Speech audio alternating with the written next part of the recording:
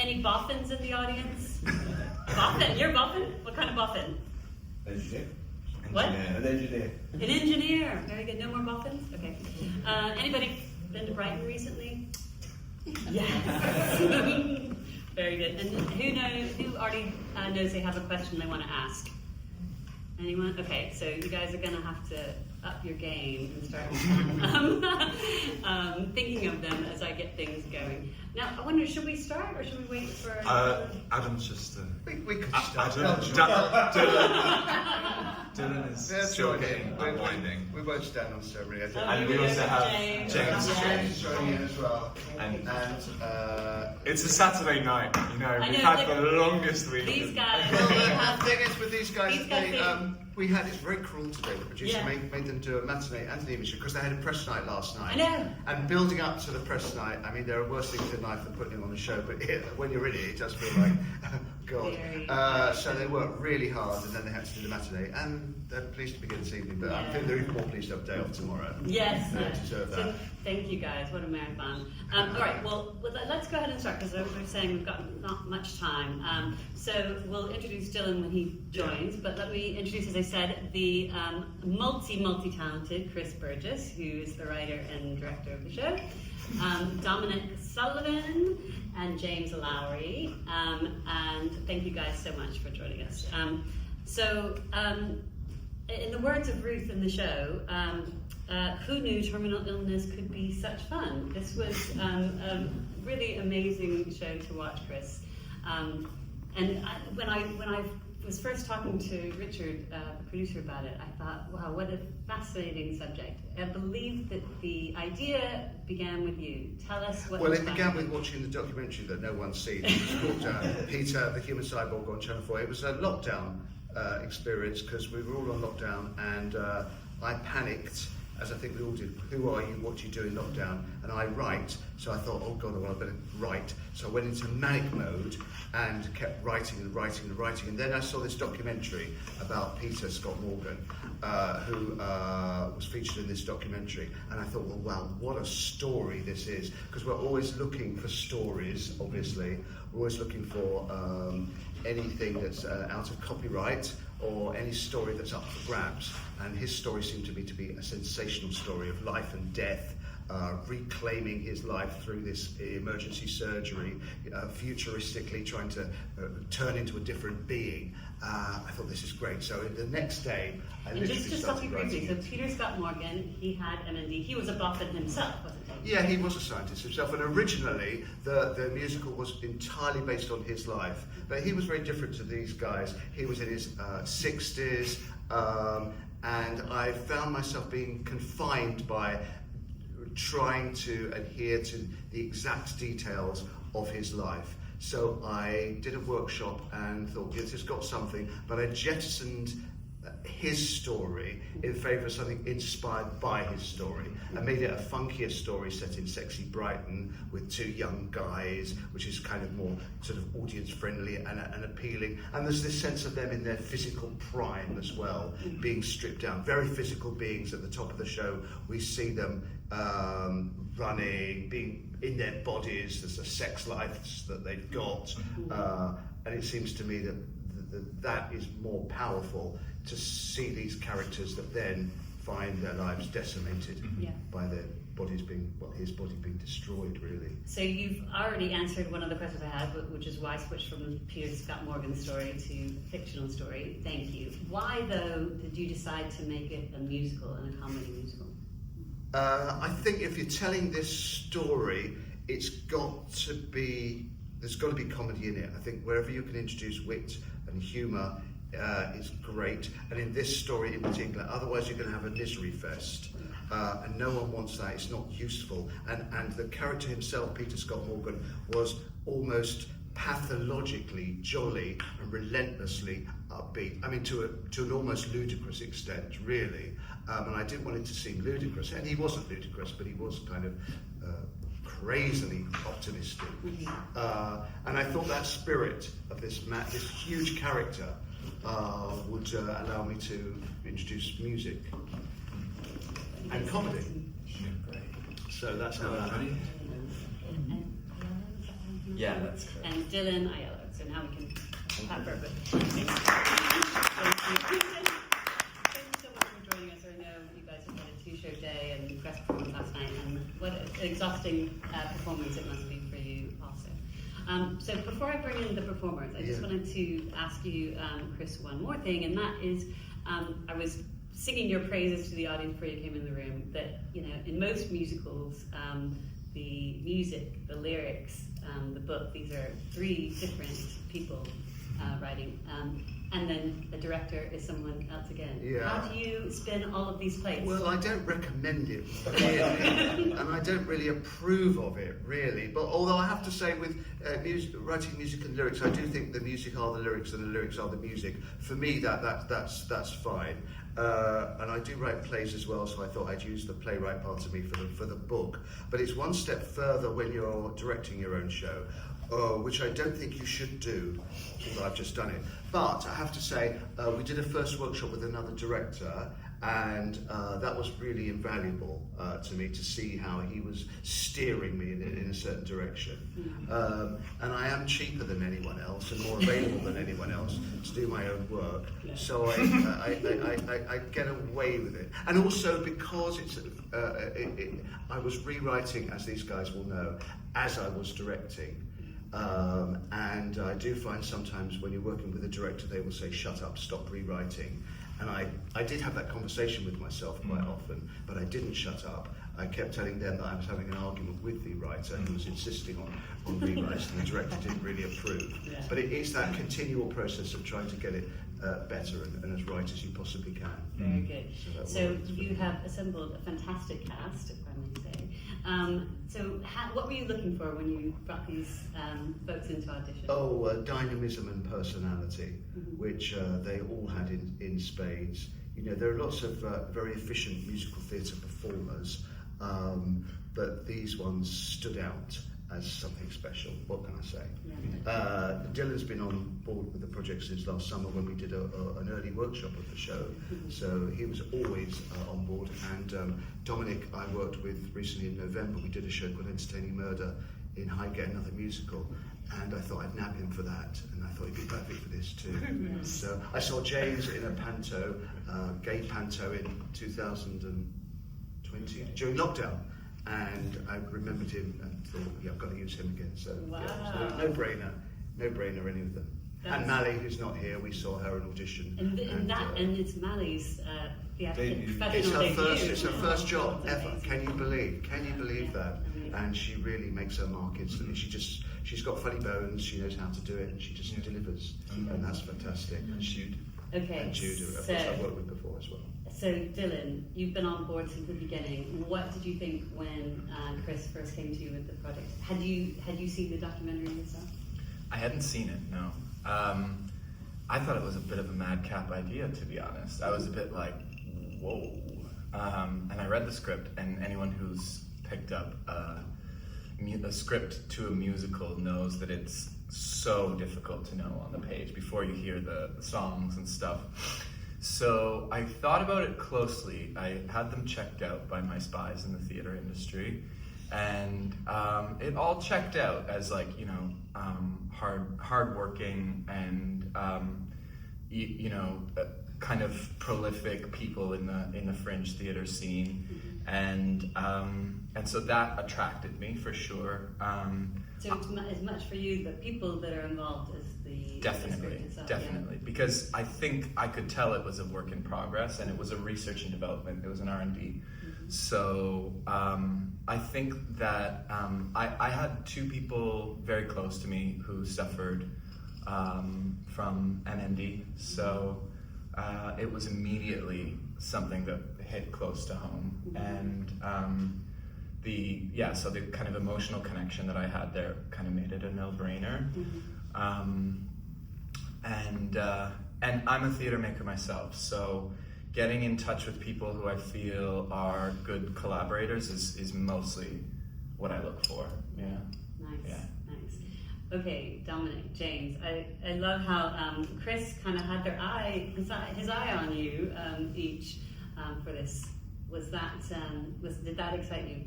The prospect of being involved, and also remembered, I suppose. And Yeah, well, this panto that Chris spoke about was my first job when I left drama school, for Richard, for the producer. So yeah, it's kind of full circle to come back and work for the same people again, and I think it's got such a good spirit to it. And I think it's interesting what Chris was saying about the physicality at the start. I think demonstrating that physicality and almost showcasing their sex life in a way, and then it highlights his demise more.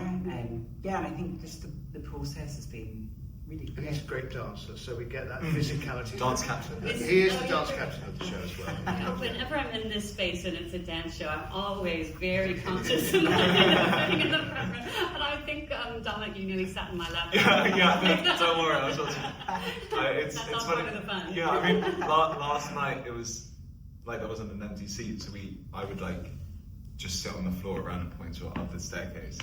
So I appreciated having a cushion to sit There you next to. But Dominic, the character of Daryl is also so interesting. I mean, I have to say, so much that's tackled in this piece. It's really thought-provoking because it's not just the journey or the disease, but the role of the carer, the idea that positivity can be cruel in some ways, toxic even. Yeah. There's so many fine issues to focus on. What was the one that for you as a carer really seemed paramount to you? I think it's very much like it's always like the unsung hero, like the person that's who is always there to aid, is like so as courageous in a way as the person going through it themselves, And when I was during lockdown as well, I was a carer as well, and that was horrible. And I was actually sat on stage today, and when I stood right at the end, I was remembering things that had happened during COVID, and You've never spoken about that. yeah, I don't really speak much. No. I keep everything to myself, and then I just do whatever needs to be done. We'll talk about that later. But yeah, so it's very much like it's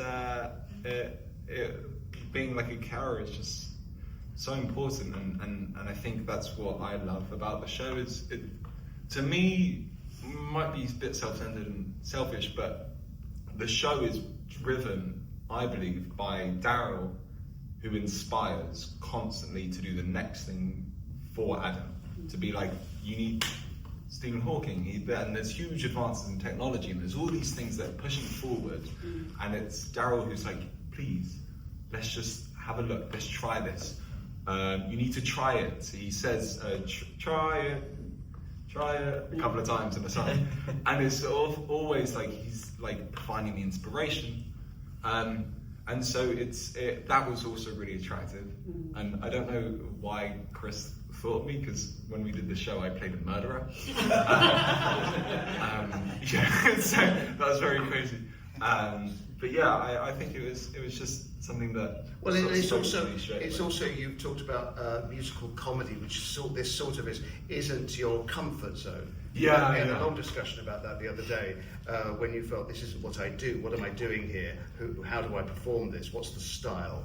Yeah, exactly. And I mean, Chris cast me as the murderer off a song that was a comedy song, and then said. You mean on your show reel? That's on my show reel, and so it's very much like, oh, I know I can dabble in it, but it was very much like I always come at it from a very like, I'm an actor. You're not a musicals person. Yeah, which is a really bad thing. As I learned 2 days ago in the second preview, I came out of it and I was like crumbled.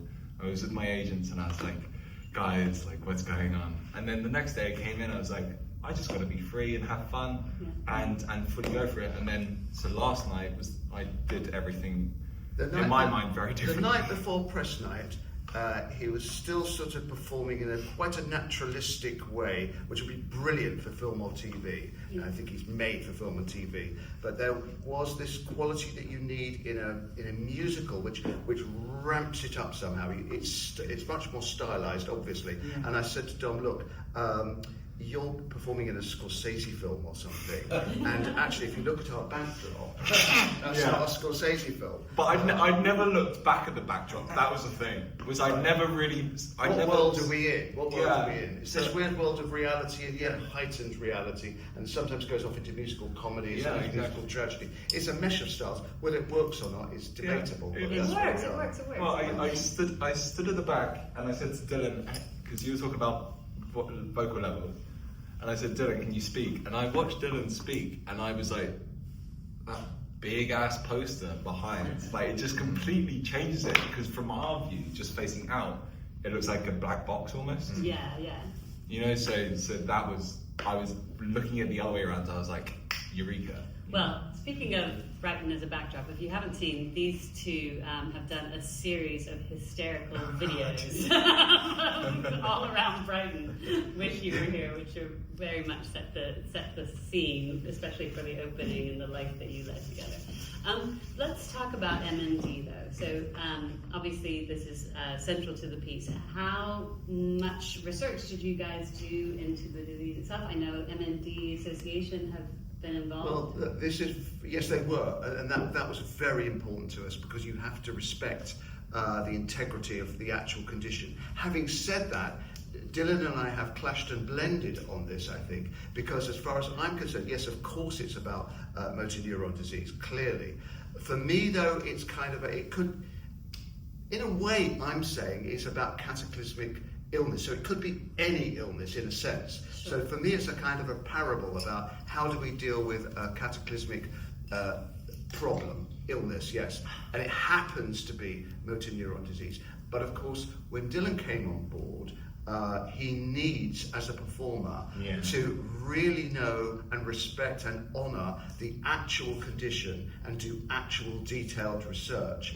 And so I was gliding over that a little bit, and I'm very glad to have Dylan on board to push me back, say, no, we must look at the development of how he's debilitated as he goes. Yeah. And Dylan has been diligent about that. Yeah, I mean, you can't act a parable. Yeah. You know, that's the thing. Is you try to act a parable and it just becomes very general. So my interest in the research was less so scientific and more to do with kind of direct emotional stories from individuals. So obviously the people that I'm directly connected to. And then online, people really share a lot of their direct and personal stories. And you can see that unfold over time. So that becomes really, really useful. We reached out to the MND Association, and they came and watched one of the first kind of just preview little R&D things, and they offered some feedback, which was quite like pointed, I would say. And so we adapted to that, and then very, very kindly they put me in touch with someone whose name is Sarah Ezekiel. And she's suffered from MND for 25 years and has managed to live a pretty natural, like she hasn't done too much surgical intervention, and it seems to have plateaued. And she herself is an artist and a theater maker and has created this incredible show, which is on again in June. It's called Miss Mandy's, with the M, the N, and the D capitalized, Miss Mandy's Adventures in Wonderland. And so she and I have just been, she's really behind this project, and she's been, we've been messaging a lot, and it's this beautiful friendship that's come out of that now, and she's been giving me insight into her journey. And I suppose what is so difficult about MND is there's no known trajectory. You know, you get that diagnosis and they tell you 2 years, and then for some people it's faster than that, and some people it's slower than that. That's something I really didn't realize, and especially because yes, the most famous person in my mind is Stephen Hawking. Yeah. Yes, he lived Yeah, for people 50 think, oh, you years. can live forever with this thing. Well, I mean, of course, our character wants to live forever, and we can't do that now. But I know in 200 years' time, we will look back at what Peter Scott Morgan did, or tried to do, which was destined for failure, clearly, all this, because he is before his time. As I say, in 200 years' time, we will have life extension surgeries and ability. What that means, whether we want to live to be 200, 300, which may well be possible, the ethics of that and how it will change the world is something that we in our lifetimes probably won't face up with, but our children, great-grandchildren, etc. may have to, because with that technology, what does that lead to? And there's a Scott Morgan Foundation continues. They're continuing Yes, to yes, do yes. research in that direction. Yeah. I would say just one of the most important things with MMD that really informed it all was when I realized from watching these people struggle to get a diagnosis, is that it's not a diagnosis where they take a blood test and they say, oh yeah, that's there, therefore. It's this negative diagnosis where they have to do weeks and weeks of CAT scans and MRIs and blood tests to check for certain, like muscle degradation enzymes and things like that. So it's like, it's the whole journey towards diagnosis can be years for some people. And so really it was all about in this total mess of completely unpredictable outcomes and speeds of progression, how do we get very, very specific?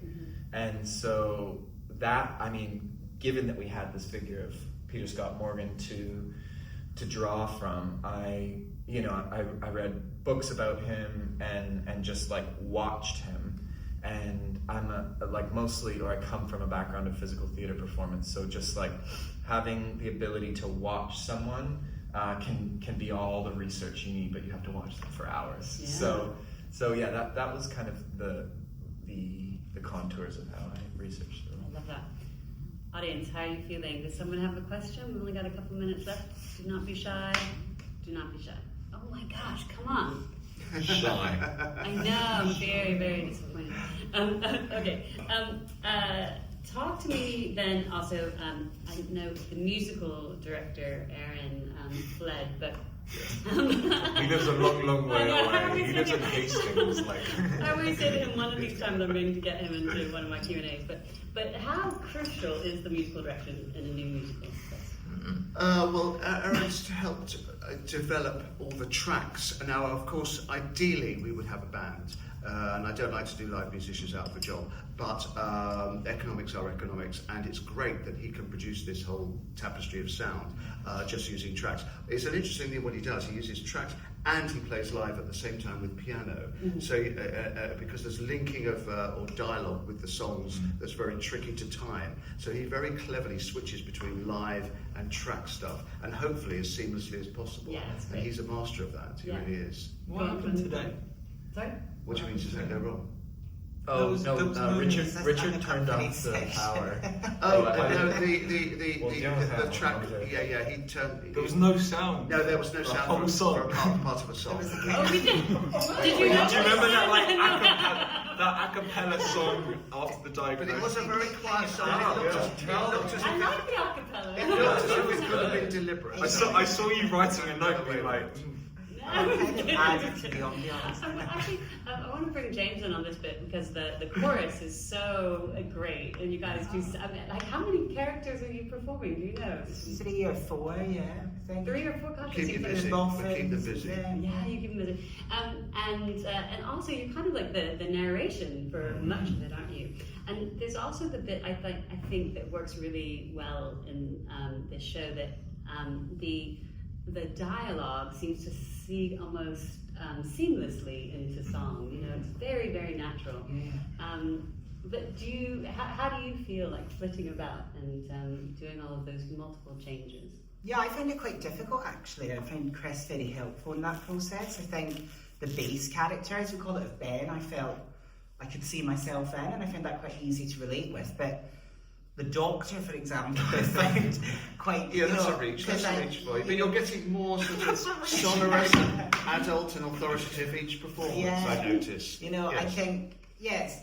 So I found that element of it quite hard, actually, because it was my first time doing it, and I think when you're going from being really lively and jittery, in a sense, to then having moments of stillness, and I think historically I've always struggled with moments of stillness. You know, I said to Chris the other day, like, I'm just standing still, and he's like, but that is fine, you know, you can't stand still, whereas I never stand still, you know, I'm like a million miles per hour. You don't really lead the stage either, you kind of just I sit know, and sat. that's hard as well, because I tend to wander off. So.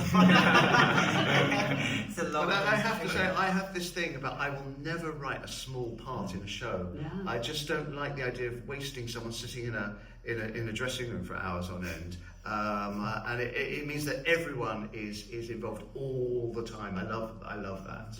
It makes a part worth playing, I hope, or parts worth playing. Yeah, to do a job, and you know, with every job, if you learn something from it, you know, you can kind of develop your craft more, can't you? And yeah, it's been great. Chris has been very helpful in finding that Doctor. The rape is all me, though.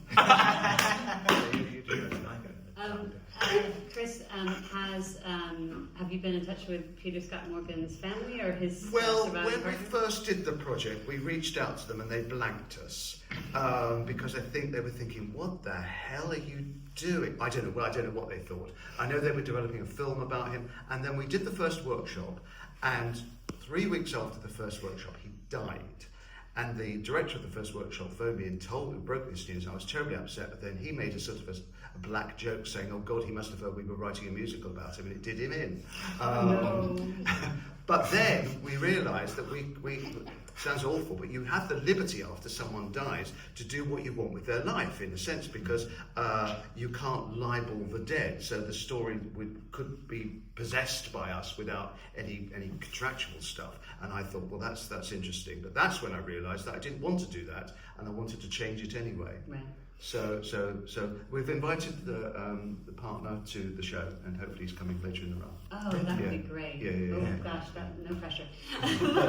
Okay, so 2 final questions that are on the theme that Chris touched on. One, guys, if you could live to 100 or 200, would you? And 2, if you had an AI voice developed for you, and it couldn't be your own voice, whose voice would it be? I can go, especially on that second question. I think the one about like almost like existentialism, it just keeps me up at night with like if it was never ending. Yeah, I think I'd want some peace at some point. Whatever that peace is, but I feel like I need it. The second one is I want our music director's voice. There it is. Yeah. Oh, it's just gorgeous. It's just so warm. Oh, I love it. It's a shame he's not here because you would all swoon over the voice. I think living forever is. I think you need a beginning, a middle, and an end to everything. It seems to me. Certainly, as a storyteller, I know that, and I think we have that sense of our lives. And as you get older, anyway, I think you find you do change. Your expectations, your needs change. And I don't know if you would live to 200, maybe you'd go on changing and morphing. But I think we sort of have a subconscious notion that the clock is ticking, and that not many of us are going to live more than 100. And as you get over a certain age, you do realise you're at the other end of it. You're all young, you see, so you're not. I am not. And you do think things like, oh, how many years have I got left? You actually do start thinking that, as you get older, I think. Which perhaps you don't, because I do think, I know when I was in my 20s I thought I'd live forever. I thought, well, aging, that's what other people do. But you realise that's not the case, actually. You grow up and realise reality kicks in. And do you have a voice, or we... Yeah. Barbra Streisand. Barbra Streisand. It would sound a bit odd coming from me, but it was the greatest voice on earth. So. James, live forever, and who's your voice? we don't know if it live forever. I think there's something quite aesthetically pleasing about the number 100. So maybe, You're aiming for that. Nice round That's not number. I think you got a card from the king. the king. Or whoever it is. My voice, I think, Judy Garland. Garland. It's all very camp, isn't it? These are very camp answers. I love it. Dylan. Yeah, I'll live forever. No, I wouldn't want to live forever at all.